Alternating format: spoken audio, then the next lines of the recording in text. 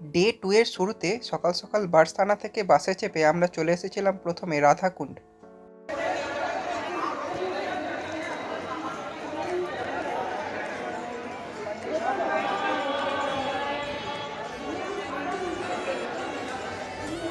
আমরা রাধাকুণ্ডে স্নান করে নিয়েছিলাম। আপনারাও যদি রাধাকুণ্ডে আসেন অবশ্যই রাধাকুণ্ডের জলে স্নান করবেন। এখানকার সিঁড়িগুলি অত্যন্ত পিচ্ছল, তাই অবশ্যই চেন ধরে তারপরে জলে নামবেন। রাধাকুণ্ডে স্নান করে আমরা ওখানেই ব্রেকফাস্ট করে নিয়েছিলাম এবং রওনা দিয়েছিলাম বৃন্দাবনের উদ্দেশ্যে। আশা ছিল মনে মনে যাব আমি বৃন্দাবনে। আমাদের বাস বৃন্দাবনে প্রবেশ করা মাত্রই আমরা দেখতে পেলাম বৈষ্ণোদেবী মন্দির ও প্রেম মন্দির। বৃন্দাবনে আমরা ছিলাম হোটেল শ্রীজি প্যালেসে, যা প্রেম মন্দির থেকে 1.5 কিলোমিটার দূরে অবস্থিত। আমাদের রুমটা ছিল কিছুটা এরকম এবং ভাড়া পড়েছিল পার ডে 1300 টাকা। রুম এবং বাথরুম যথেষ্ট পরিষ্কার পরিচ্ছন্ন ছিল। আমাদের হোটেলের একদম পাশেই অবস্থিত ছিল এই মন্দিরটি। বৈষ্ণোদেবী যাওয়ার আগে আমরা এই মন্দিরটি ঘুরে দেখে নিলাম। এরপর টোটোয় চেপে আমরা চলে গেলাম বৈষ্ণোদেবী মন্দির।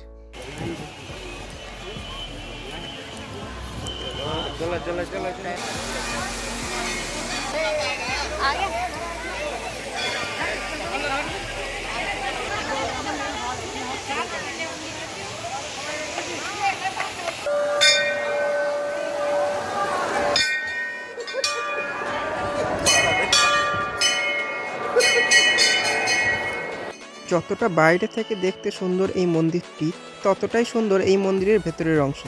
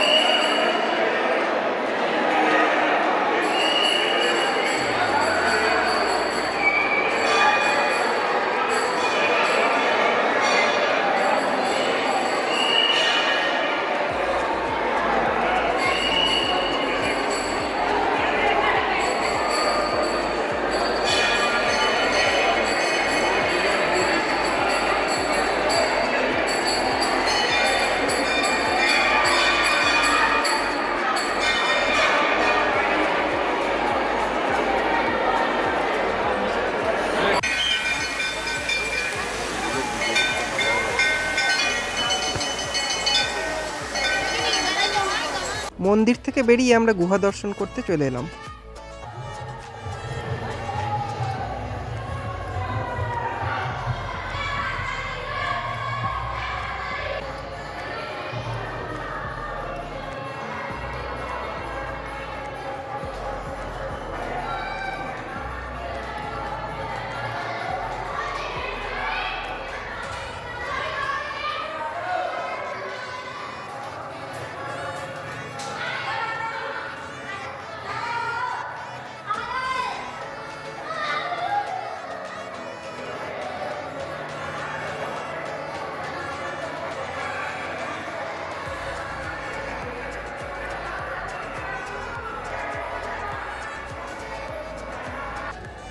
গুহা থেকে বেরিয়ে আমরা একবার পরিক্রমা করে নিলাম। আপনারা বৃন্দাবন এলে আর কিছু দেখুন না দেখুন, অবশ্যই যেন বৈষ্ণোদেবী মন্দিরটা দেখে যাবেন।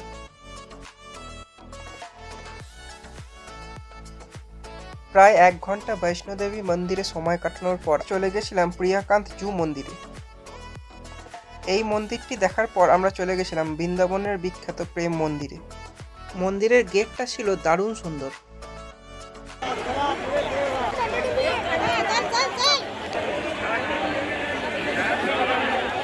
আপনারা বৃন্দাবন এলে প্রথম দিনে এই 3টে মন্দির অবশ্যই দেখে নেবেন। কপিরাইট এসে যেতে পারে, তাই আমি গানটা বন্ধ করে দিলাম। প্রেম মন্দিরের ওয়াটার শো কেমন হয় সেটা আপনারা নিজের চোখে দেখে নিন। প্রেম মন্দিরে আসার বেস্ট সময় হলো সন্ধেবেলায়, তখনই লাইট শোগুলো শুরু হয়। তাই প্রথমে আপনারা বৈষ্ণোদেবী এবং প্রিয়কান্ত জু মন্দির দেখে নিন, তারপরে আসুন প্রেম মন্দিরে।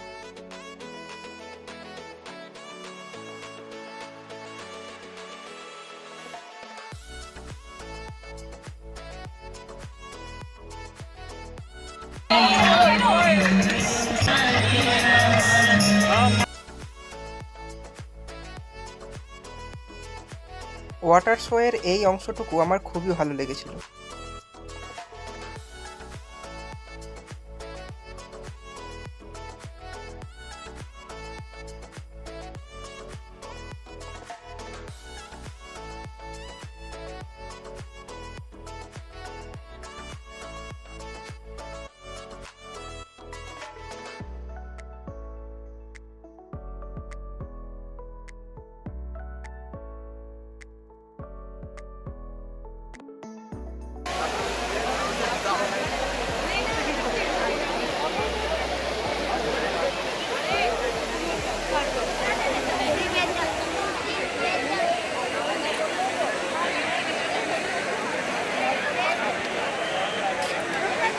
আমরা প্রেম মন্দিরে প্রবেশ করছি।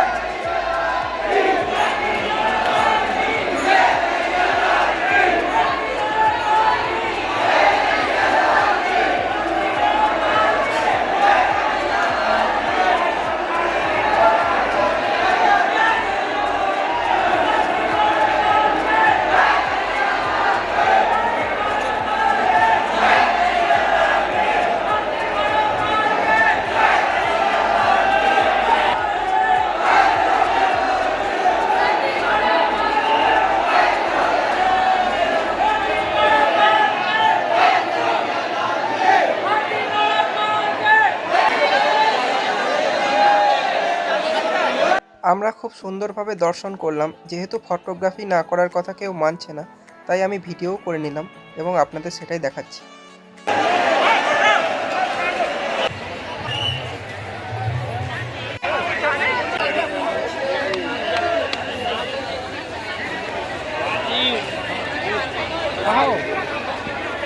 প্রেম মন্দির দর্শন করে আমরা ডিনার করে হোটেলে এসে ঘুমিয়ে পড়েছিলাম। আমাদের ডে 2 এখানেই শেষ।